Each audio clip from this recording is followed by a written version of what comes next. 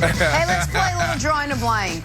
Back to the NBA now. The Bucks used a three-point barrage last night to just dominate Game 2, seize control in their first-round series with the Miami Heat. Giannis, 31 and 13 last night. So, Brandon, your biggest takeaway from the Bucks win was blank. Pure domination. That's what it was. I mean, from the start. I mean, a minute and 30 seconds in, they led the entire way. And the Heat couldn't even get close to smelling a lead. It was that bad. The other thought that came up watching this game, because it really wasn't entertaining, you know, because you thought that'll be a better series when you go back to what happened in the bubble last year. But that's what it took me back to. You know, the Miami Heat had an edge because of their mindset, their leadership. And it shows just how important that was last year in the bubble, because this was pure domination. How do you go from dominating these guys last year in the bubble to this game looking like you're not even supposed to be on the court? So, Nick, this was pure domination for me. And I need you to also do me a favor. Please, please, please, when we get to round 2, and then we got the Nets, potentially the Bucks, or whenever they meet, I don't want you ever to reference this this series, because the Miami Heat don't even deserve to be on the court with the Bucks. Oh, man. we won't have to. Oh, we won't have to. No. Nets-Bucks is going to maybe be the series of the playoffs. But I'm going to look at this from the Heat perspective, because there's a great book out there I recommend for everyone called The Psychopath Test. It's like an actual test you can run to see if someone's psychopath. Well, I've come up with a sequel to that. It's called the Superstar Test. It's only one question. The question is this: can you be terrible in a playoff game and the shows like this give you a pass? If the answer is yes, you are not a superstar. Jimmy Butler, 8 for 32, games 1 and 2. Nary a word of criticism. Jimmy Butler, not a superstar. Julius Randle, anybody see his game 1? Oh my God, he's an MVP candidate. Guess what? Total pass for an abysmal game 1. Not a superstar. On the other hand, Anthony Davis, terrible game 1. Annihilated. Anthony Davis, superstar. So if you're wondering, like, is Jason Tatum a superstar? Well, he went 6 for 20 in game 1 of his series and nobody cared. So the answer is no.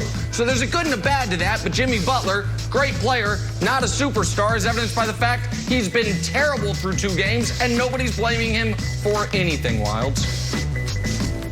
I mean, that was just a brilliant take, and I loved it. And what was the first part again? There's a great book called The Psychopath Test, and I should reid it to find out if I'm a psychopath? That's what you were talking about? Can you clarify that?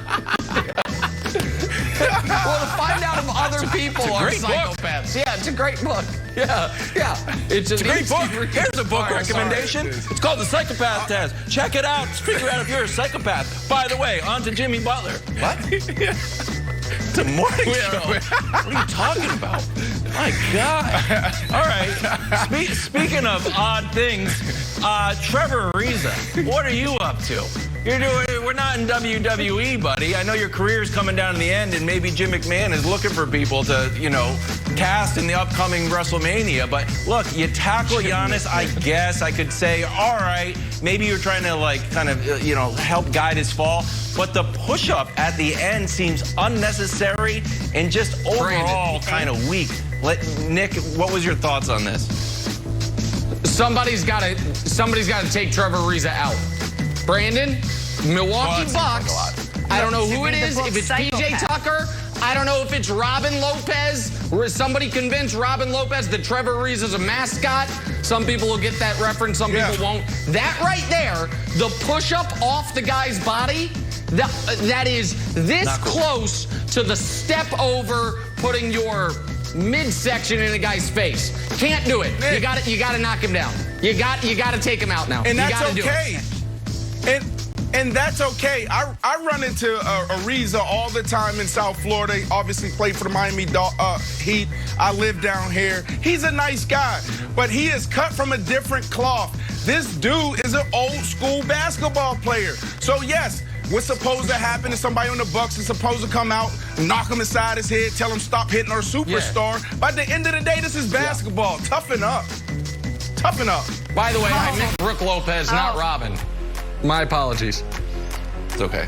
We head to the Bay, where Warriors GM Bob Myers talked about an extension for Steph Curry. He's confident they'll get something done. He said, quote, "I don't see any reason not to be optimistic."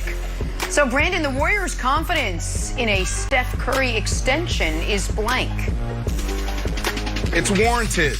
Look, a lot of the conversation the last couple months, and I was one of those indulging in this conversation of Steph Curry going to Los Angeles and teaming up with LeBron James. That's all media driven right now. Steph Curry hasn't said anything about it. He hasn't had a frown on his face outside of them getting their butts whooped a couple games back in April. But other than that, this is all media driven. Look, they've won several championships together. They rebuilt this organization.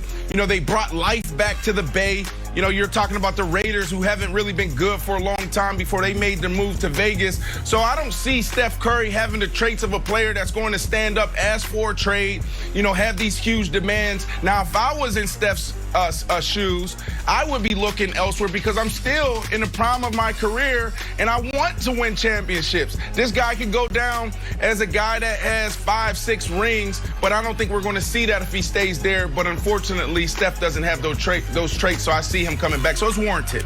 It's warranted. Yeah.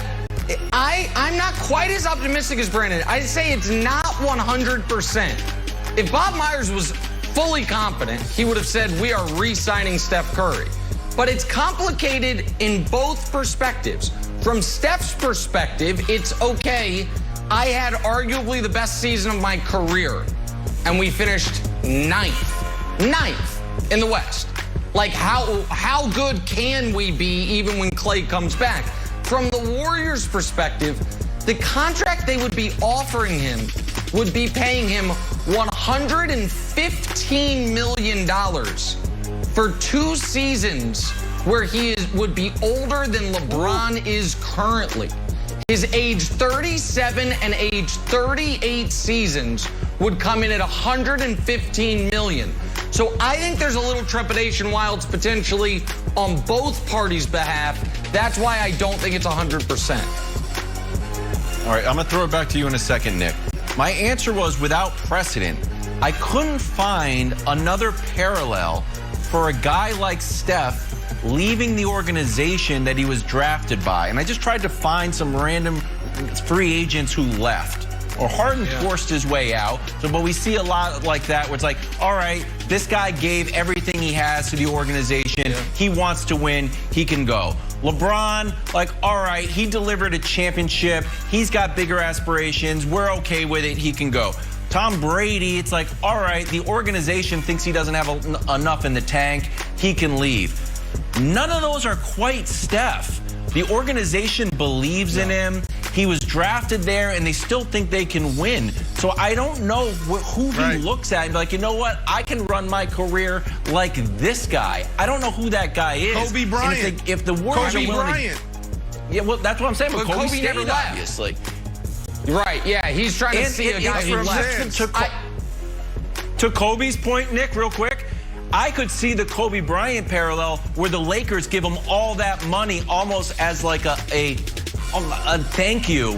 Almost like, hey, you're our legendary player. Here's all the money. You might not be worth this on the open market for your skills right now, but it is we owe this to you. The example of a Hall of Fame player leaving late in his career that comes to mind for me, because obviously like Garnett left, but that wasn't that late in his career as late. He'd played 10 years. Would be Clyde Drexler. When he left Portland, like, I can't get it done here, went to Houston, won a title, but he hadn't won a title. So it's different. And so Clyde's like the one that came, I'm trying to just top my head, but yeah, it would be Brandon somewhat without precedent, which is why I think you think he's probably staying. Right. Yeah, I mean, I wanted to throw that out there, Wiles, the Kobe situation, because that's, to me, how it's going to play out. You know, when you talk about, in years 30, when he's 37 and 38, being paid all of that money. I mean, that's what the Lakers did. Look, they won a couple championships.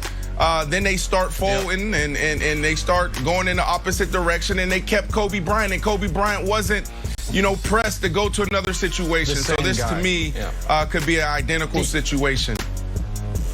D-Wade? D-Wade maybe is a better example, Jenna. He didn't finish. I mean, he ended up in Miami, but he left. Let's all take some time to think about different examples. But first, let's talk some weird and wonderful from the national pastime. Vladdy Guerrero Jr. continues to rake. He hit 2 more home runs last night. 15 now on the season.